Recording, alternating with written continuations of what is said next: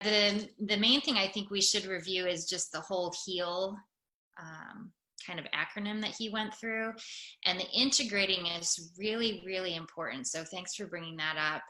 It's really what, in my opinion, sets this way of approaching our psychological resources apart from some of the other things, like just, you know, thinking positive or having positive experiences, because, and he talks about this in the book a little bit, doing the integrating part is really what creates a hardwired experience in your mind. That's what changes your psychological resources.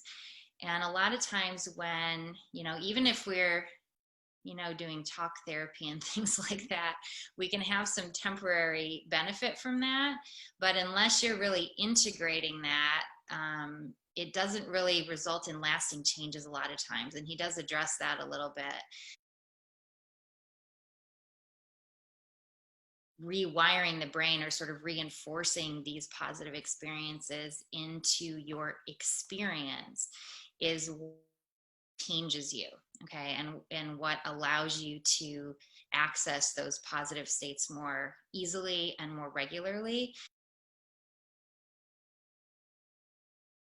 So what Linda's talking about is the linking, which is sort of the optional part of the HEAL acronym.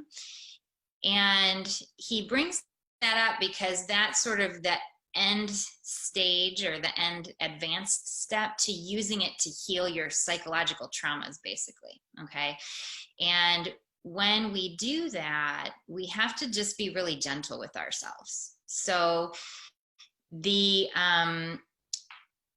you know, the way that I interpret how he's presenting it, and, you know, just based on sort of my own personal experiences navigating similar kinds of things, is that the important thing is to be, like I said, gentle with yourself. And as you are working with negative memories or difficult emotions that you're trying to heal, okay, the linking part is actually what heals it ultimately. Like if you're working directly with some kind of a psychological trauma or negative tendency that you have.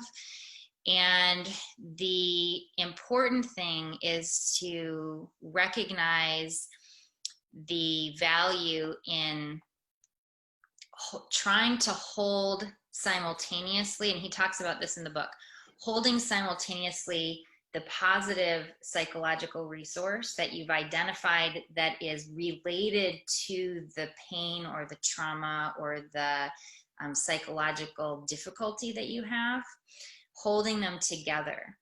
And what that does is, because of the way that it changes the emotional responses, okay? So what I think happens with that process is that first you hold a positive resource, a positive psychological resource. That's sort of a remedy, okay, to this. And we'll go through that process today.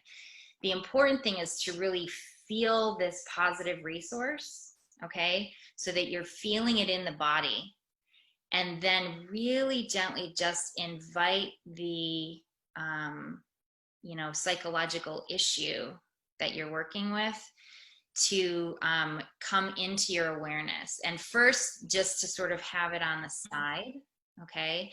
But you don't ever want that trauma, right, to take the spotlight. All right, Linda, that's sort of the trick with it, I think. Mm-hmm. So what you're doing is you're helping your brain learn how to engage with the memory of the trauma, or the memory of the pain, or the memory of, you know, whatever it is that you're working with, in a way that's very gentle, so that you sort of take the sting out of it eventually, you know, because especially if you have significant issues that, you know, are very painful, that come up, what tends to happen is we have associated with the memory of that very strong emotions, and the mind has associated those two things together, okay? Mm-hmm. So what you're trying to give your brain a different association for the trauma, Okay, does that make sense? So if you do it gently, the idea is that it's not going to taint your positive resource. It's that your positive resource is going to heal the pain, the emotional pain of the psychological trauma that you're dealing with. Does that sort of make sense? First, when you bring it up, it's sort of just like it's on the very periphery of your awareness while you're holding this positive emotion or the positive remedy resource, okay, and feeling it in the body, so that you're creating a space where you're learning how to hold a positive state, okay, while you are aware of, you know, something that maybe your brain normally links with, you know, sadness or, you know, some other kind of traumatic emotion. So this has to do with the this concept of neurons that fire together, wire together. So what's happened is with this linking procedure, you're working with that idea. Okay, neurons that fire together, wire together. So what's happening is if you have a trauma in your mind or a memory that brings up traumatic emotions, those that memory of is linked with an emotion, okay? Because in the past, those things fire together. Okay, does that make sense?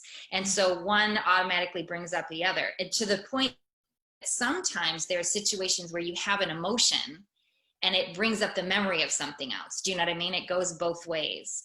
So what you're doing is you are purposefully working with that phenomenon of neurons together, wiring together, so that you're creating a new connection, so that you could eventually, as you work with it, have a memory of that event come up, and it won't feel you anymore because you've created a new connection in your mind that's healed.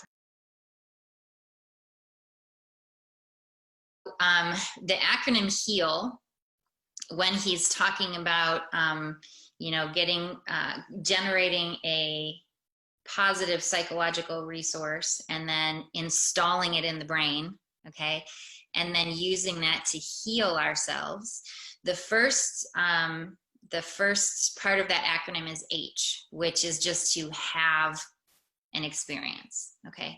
Have an experience of something that you want to be experiencing. Have a beneficial experience. So you can either, he says, just notice when those types of beneficial experiences are naturally arising, or you can intentionally create those experiences through exercises like we're going to do tonight, or sitting to meditate and allowing that positive experience to come up on purpose. So you're creating it. And again, remember that your mind does not differentiate between something that's happening and something that you're imagining, right? So that's what we're using here in part in order to help us build our resilience, our psychological resources. E is for enriching. A is for absorbing, and L is for linking. So we have having the experience, the positive experience, enriching that positive experience, absorbing the positive experience, and then linking the positive experience. So again, just to review, you can do this process without the linking, especially if you're trying to get good at being able to do these things, or in order to sort of prep yourself for dealing with some more heavy sorts of things, right, that you maybe aren't quite ready to directly intervene with at this point. So the activation part is the having the experience, and that's sometimes where we stop, which is why we're limited as far as the brain reprogramming that we experience. Okay, so just having the experiences isn't enough to hardwire those into our brain, okay, into our mental patterns, or our, it's not enough to leverage this phenomenon of neuroplasticity. So when we're using the neurons that fire together, wire together phenomenon to help ourselves learn, right? Because that's what this chapter is about, how our brain learns things. Okay, the way that it actually learns things is by integrating those experiences. So that's the emphasizing or enriching the experience, and the absorbing the experience. So enriching the experience really just means that you're emphasizing it in some way. Okay, so you have the experience and then you enrich it by staying with the experience, putting your attention on the experience. So rather than just having it kind of blow by you, what you do is you catch it and you notice it when it's happening, and then you stay with it and you allow it to occupy your attention for a period of time. And the longer that you allow that beneficial experience to occupy your attention, the more you're enriching it. Does that make sense to everyone?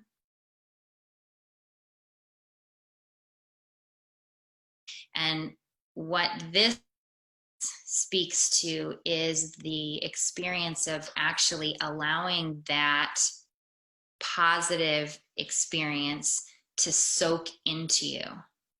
Okay.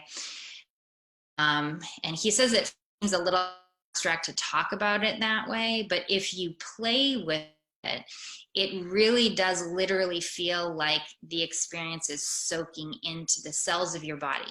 It feel like to really absorb the fullness of that experience, to become that experience in your emotional system. And how does the emotion of that experience feel in your physical body? Okay, this is actually the same thing that you might have heard other people talk about when they talk about embodying, becoming embodied, because you become aware of how your emotional system and your physical body are connected and how they influence each other. So it's about sort of becoming aware of how the emotion feels in the physical body.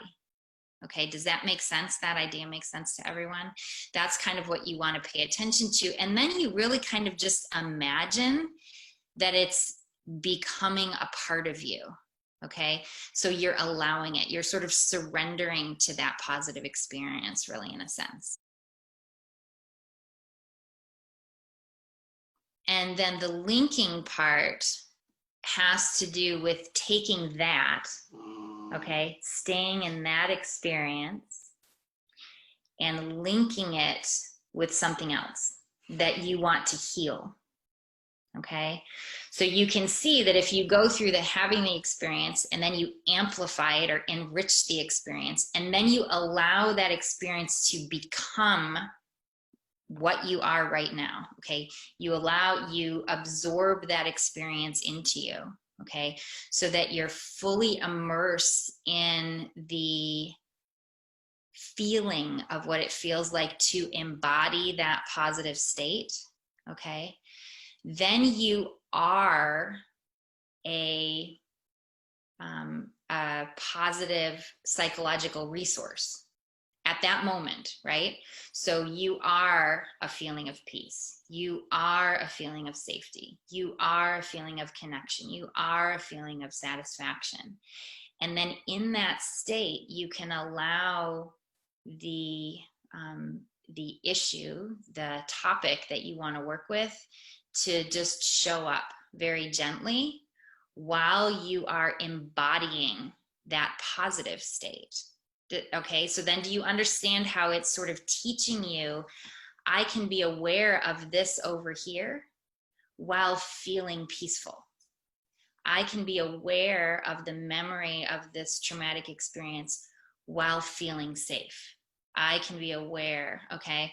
And then he talks about sort of, as you first just have it way over here in the periphery, and you're able to successfully hold those two things at the same time, then you invite this experience to become a little fuller. Okay, so maybe what did that experience feel like, and link it to this peaceful feeling.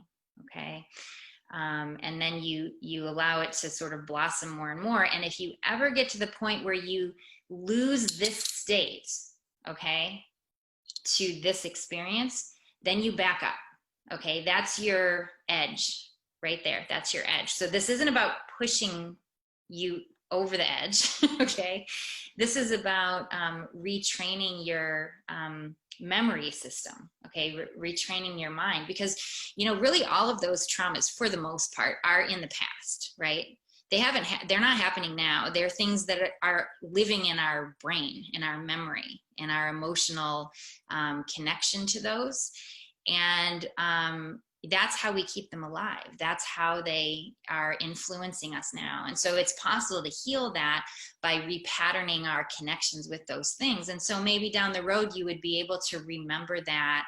And instead of feeling traumatized, you would feel a sense of gratitude for all of the things that you learned from it, or gratitude that you were able to use that to learn how to heal yourself, right? So that you can kind of do that on an ongoing basis and aren't carrying so many things with you all the time.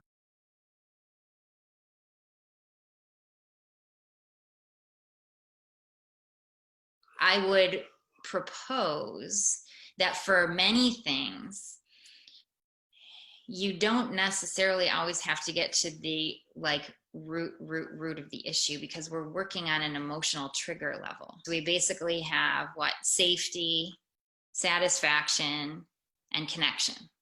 Okay, so any negative experience that you have, okay, any negative psychological association that you have in one of those categories can be healed with any of the positive resources within that category, because the negative experience or the traumatic experience or the psychological obstacle, right, that we have isn't actually related to our external circumstances. Okay, do you remember he kind of talks about that at the end of the chapter? So one of the examples that he uses at the end of the chapter is this. He says, people aren't unhappy because they didn't get the promotion or they don't have a new car. Okay, they're unhappy because they don't feel satisfied, or they don't feel successful, or they don't feel comfortable. It's not actually the external circumstance that's the cause of the feeling. Okay, the feeling is a result of that one of those three needs you don't feel are being met. Okay, so if you work with fear, which would be a safety thing, right?